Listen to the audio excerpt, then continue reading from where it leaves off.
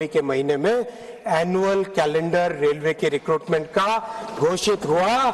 हमारे नौजवानों के लिए जो रेलवे में भर्ती होने के लिए इतनी मेहनत करते हैं, उनके लिए साल में 4 बार वैकेंसी निकलती है। अब जनवरी के महीने में, अप्रैल के महीने में, जुलाई के क्वार्टर में और अक्टूबर के क्वार्टर में। और इस एनुअल कैलेंडर के कारण आज की तारीख में 40,565 वैकेंसीज एडवर्टाइज्ड है।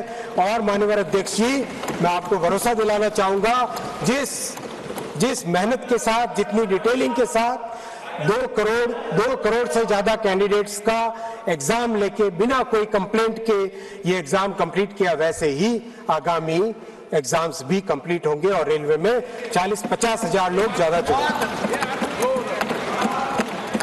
माननीय अध्यक्ष जी, किसी ने कल मजाक भी बनाई थी कि रेलवे के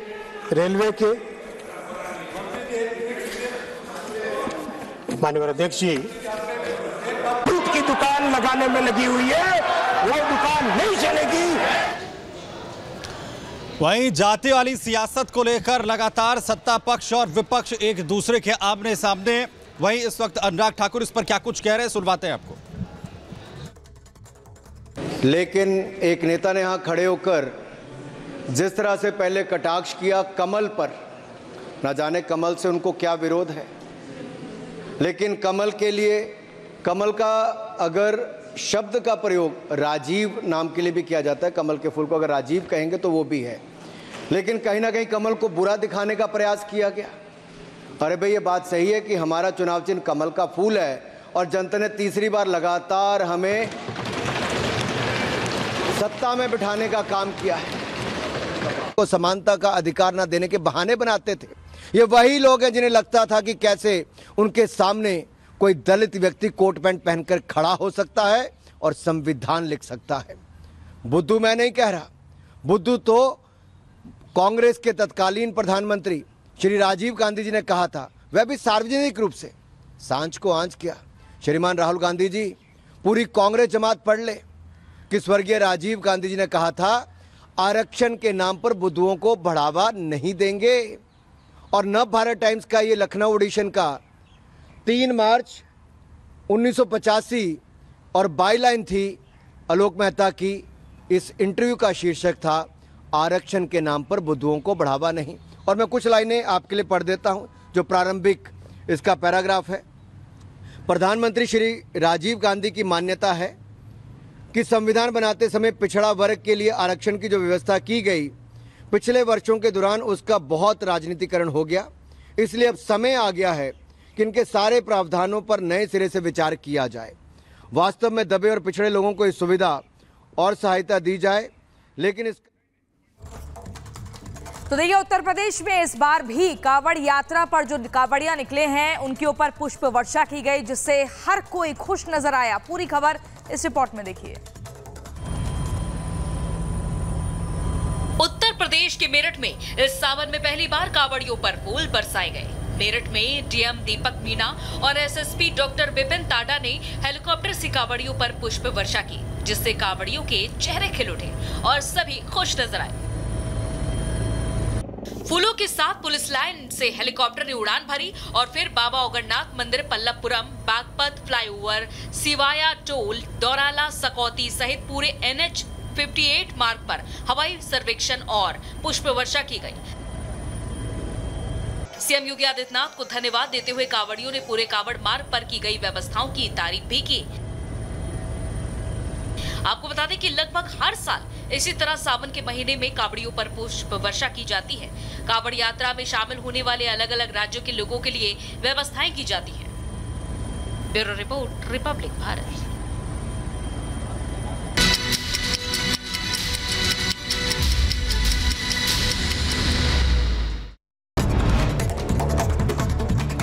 मालेवाल केस में सुप्रीम कोर्ट ने पुलिस को जारी किया नोटिस। 7 अगस्त को होगी मामले की सुनवाई। सुप्रीम कोर्ट ने केजरीवाल के पीए विभव कुमार को लगाई फटकार और कहा, महिला से बदसलूकी पर नहीं आई शर्म। सीएम के आवास में क्या कर रहे थे विभव? क्या आवास गुंडों को रखने के लिए है? अयोध्या कांड में आरोपी की तस्वीर आई सामने। समाजवादी पार्टी सांसद अवधेश प्रसाद के साथ मोहित खान एक फोटो में आए नजर। गैंगरेप के आरोप में गिरफ्तार हुआ है सपा नेता। अयोध्या में नाबालिग के साथ हुए दुष्कर्म को लेकर संतों में नाराजगी। घटना को लेकर सपा पर साधा निशाना और कहा पीडीए की बात करते हैं मगर पीडीए सिर्फ छलावा। राजधानी लखनऊ में बारिश के दौरान हुड़दंग का वीडियो आया सामने। हुड़दंग मचाने वालों पर पुलिस ने बरसाए डंडे।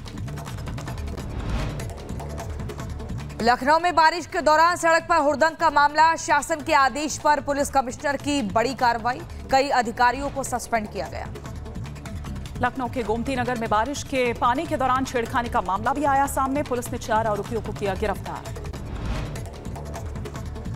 आरक्षण पर सुप्रीम कोर्ट का फैसला। SC/ST की चुनिंदा जातियों में सब कैटेगरी संभव। 7 जजों की बेंच का बहुमत से फैसला। मथुरा श्री कृष्ण जन्मभूमि मामले में आज आएगा अहम फैसला। इलाहाबाद हाईकोर्ट सुनाएगा फैसला। मामले में 18 में से 15 याचिकाओं पर इलाहाबाद हाईकोर्ट सुनाएगा फैसला।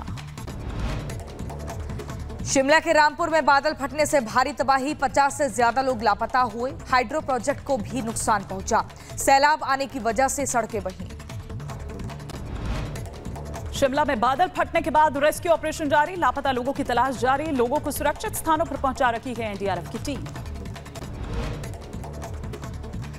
वायनाड में तबाही के बाद की ड्रोन तस्वीरें सामने आई। पुल को पार करते दिखे लोग। जल प्रलय के बाद लगातार बढ़ रहा मौत का आंकड़ा। केरल के वायनाड में भूस्खलन से अब तक 282 लोगों की मौत। वहीं सैकड़ों लोग लापता हैं।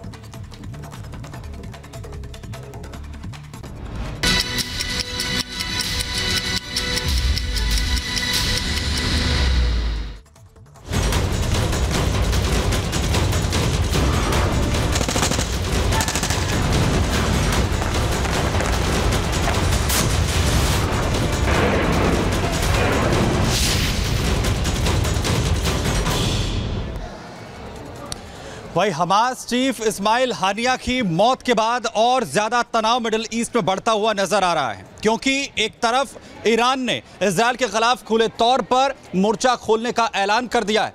ईरान का कहना है कि वो इस्माइल हानिया की मौत का बदला लेगा। लाल झंडा उसने तैनात कर दिया है, जिसके बाद ये माना जा रहा है कि मिडिल ईस्ट में तनाव जहां बढ़ेगा तो वहीं इजरायल पर भी हमले और बढ़ सकते हैं। देखिए,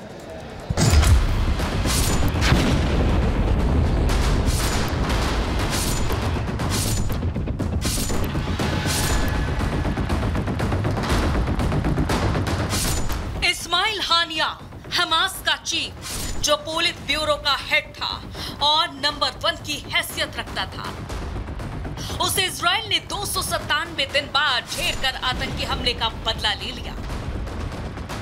इजराइल ने ईरान में घुसकर हमास के मुखिया इस्माइल हानिया को तेहरान में मारा। लेकिन अब इसी इस्माइल हानिया की हत्या के बाद से पूरी दुनिया दो खेमे में बंट चुकी है। पूरे मिडिल ईस्ट में तनाव बढ़ गया है। माना जा रहा है कि मिडिल ईस्ट में नया युद्ध छिड़ सकता है, क्योंकि इजराइल के सारे पड़ोसी उसके दुश्मन हैं जो बदले की बात कर रहे हैं। हानिया की मौत के बाद से ईरान तिलमिला गया है और उसने बदले का ऐलान कर दिया है। ईरान के supreme leader Ayatollah Ali Khamenei ने इजराइल को चेतावनी दी और कहा कि वो हानिया की हत्या के बदले कड़ी सजा देंगे। ऐसा इसलिए क्योंकि हमास चीफ की हत्या उसके सरजमी पर हुई है और यही वजह है कि ईरान के कोम में प्रमुख जामकरन मस्जिद के गुंबद पर लाल झंडा लगाया गया और ये लाल झंडा बदले का प्रतीक माना जाता है। जामकरन मस्जिद पर लाल झंडा अक्सर लगाया जाता है, जो कि शहीदों के खून का प्रतीक है। मुहर्रम के दौरान खास तौर पर इस झंडे को लगाया जाता है। अब जब इजराइल ने ईरान में घुसकर दुश्मन का खात्मा कर दिया है, तो इसको लेकर दुनिया भर के देशों की अलग अलग प्रतिक्रिया भी सामने आ रही है। जहां एक तरफ अमेरिका, ब्रिटेन और ऑस्ट्रेलिया जैसे देश इजराइल का साथ दे रहे हैं, तो चीन और रूस जैसे देश विरोध जता रहे हैं। कुल मिलाकर महायुद्ध का अलार्म बज चुका है। दुनिया दो खेमों में बंट चुकी है। ऐसे में अगर मिडिल ईस्ट में युद्ध छिड़ता है तो कौन किसके साथ होगा, वो भी जरा जान लीजिए। इजराइल के साथ America, Britain, Germany, France, Australia, Italy, Austria. तो वहीं ईरान के साथ रूस, चीन, तुर्की, जॉर्डन, सीरिया, कतर, लेबनान। 2018 में अमेरिका ने हानिया को ग्लोबल टेररिस्ट घोषित किया था और